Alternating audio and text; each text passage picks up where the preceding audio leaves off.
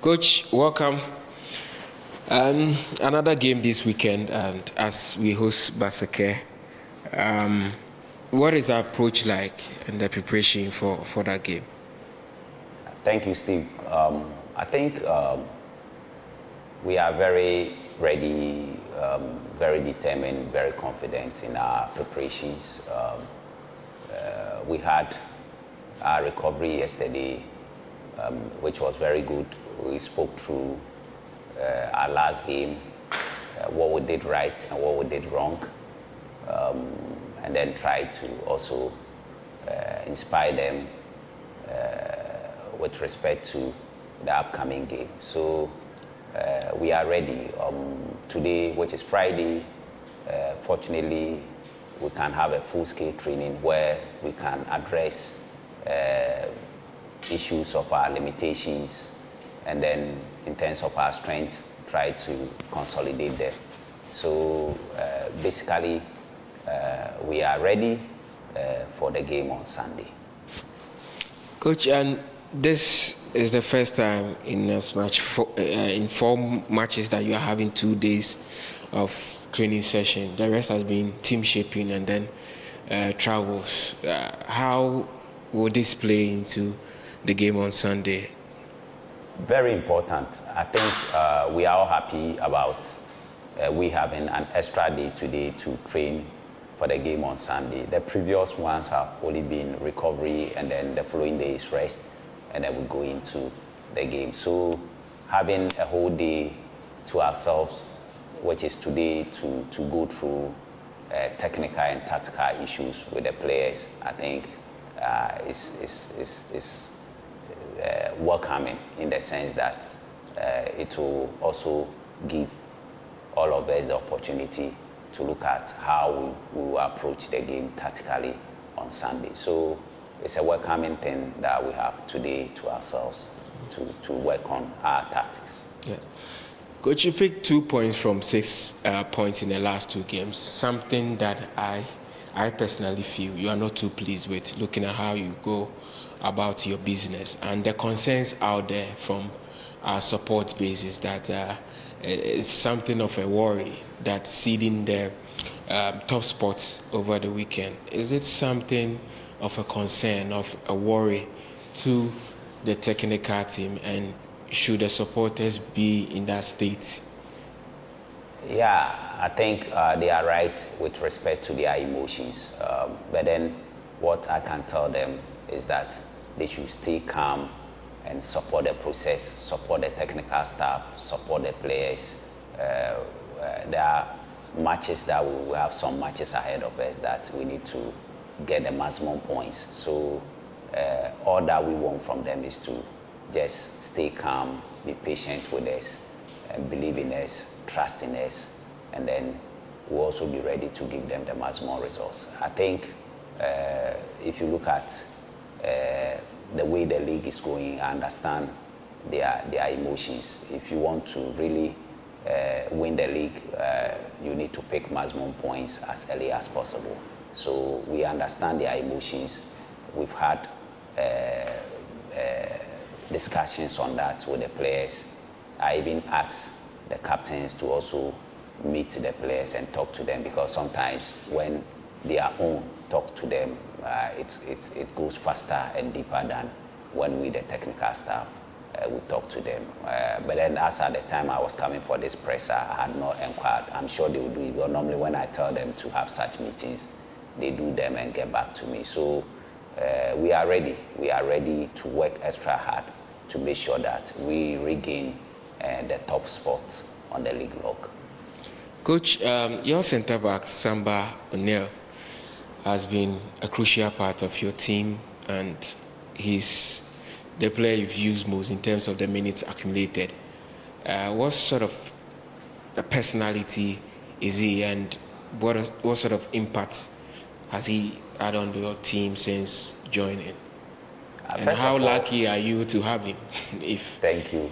First of all, I would say, he's a vital player in the team. Very good player. He knows his job. He knows what he has to do on the field. Socially, I think He's a perfect gentleman. He knows how to communicate with technical staff, with colleagues. He knows what to do and what not to do. He carries himself in a very commanding, very positive, very respectful manner. Physically, he's a very strong guy. He always loves to train and train very hard. He trains the way he plays, and the way he plays is the same way he trains. So he's somebody, even when you want to give him some days off to rest so that he can come back, he will tell you no, he doesn't want to rest. So he's a very strong guy whose temperament is good for our game, the intensity of the game, the tempo and the temperament of the game. I think he's cast for our league. Emotionally, I think, or psychologically, I think he's stable and he's tough. Mentally, he's a tough guy. He can withstand stress. He can withstand pressure. He's always ready to give at his best, irrespective of the circumstances. Emotionally, he's a stable person. He doesn't overreact. When there are issues and you discuss with them, he appreciates them and then accepts them in good faith. I think he's a team player too, very determined, very ready to always work beyond 100% to give his best. That's one thing I like about him. When we are playing and there are issues on the field and there's the opportunity to talk to me, he will come to the sideline and tell me that, Coach, I can see A, B, C, D, so talk to the players involved. And this is an indication, or this is a clear indication that even as he's playing, he's reading and analyzing the game to know where we are strong and where we are limited, and that of the opponent too. So if you have such a player in your team, invariably it means that you have an additional coach on the field who can also direct affairs on the field. So his inclusion into the team has been very, vital. I'm happy we got him and he's lived up to the bill. From day one when we saw him at training through to the Democracy Cup up till now, I think he keeps improving and improving and improving. So he's a good buy and a vital inclusion into our team squad. Coach, this season we've not had the better of the newly promoted side. It has been quite some tough game, and we host Baseke, a side that we do well in the first league 1-1. What do you think we should do differently to be able to pick the maximum points from the backdrop that since we moved to the Baba Yara, we've scored full marks in terms of the 5 games that we've played in the league? I think the most important thing we need to do is to make sure that we convert the early chances that come our way. For now, the team is playing well. We are always keeping to either our previous performance, or we are even increasing in terms of our previous performance. So there's that chemistry in the team. That team chemistry is there. Tactically, they know where each other is supposed to be.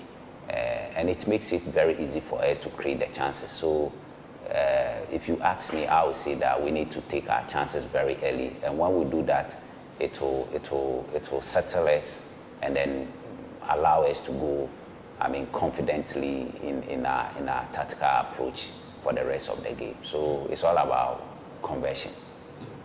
Coach, the question we get being asked on our social media handles are that when are we having Albert Amoah back? How soon is he returning? The call has been massive on the platform. When are we having him back? Because you are in the right position to give us an answer. Albert is a very key player to the team squad. He gave us a lot of goals until he got injured. And even though Kwampuku and the rest are scoring, I think we've all missed him. The players have missed him. We've also missed him. We've always prayed and wished him well to bounce back quickly. Fortunately, he's responding very well. He's been training with the youth team for the past 2 weeks. and he's improving. The only challenge now is the issue of fear of re-injury. When you talk to him, it's like he's afraid he can't get injured again. So we are working on him mentally for him to overcome that. In terms of him coming back, it's a gradual process. We have to start introducing him into the team squad and then give him some few minutes to be playing so that he can have a feel of it.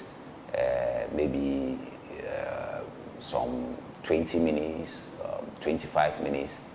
We can give him a full half to play, and then gradually we can give him a full game to play. So this is how the process is supposed to be, and we've engaged him, and he's aware that this is how it's going to be. So very soon we'll see him as part of the team, but then we don't have to rush in introducing him fully into playing. Coach, the Blasters are playing. Do you have any message for them? Yeah, the Blasters is the only national team that we have all over the world. Every nation has one national team, and what we have as Ghanaians is the Blasters. I would want to use this opportunity to appeal to all Ghanaians to rally behind the Blasters today as we play against Chad, as we play against them at Accra Sports Stadium. I would like to appeal to them to go in their numbers and support the team. We have to be patient with the players and with the technical staff as the game unfolds. We should go there, cheer. We need to cheer the players. Let the players feel that we are there to support them. And when we do that, emotionally, it will make them stable, and then it will help them to technically and tactically execute whatever they have been directed to do effectively. So we should go in our numbers, sing, clap, cheer them up, and then pray for them too, that we get them as one points. Because the World Cup is the ultimate. If you say you are a footballing nation, then you must showcase what you have as a footballing nation at the World Cup. And we've been there before.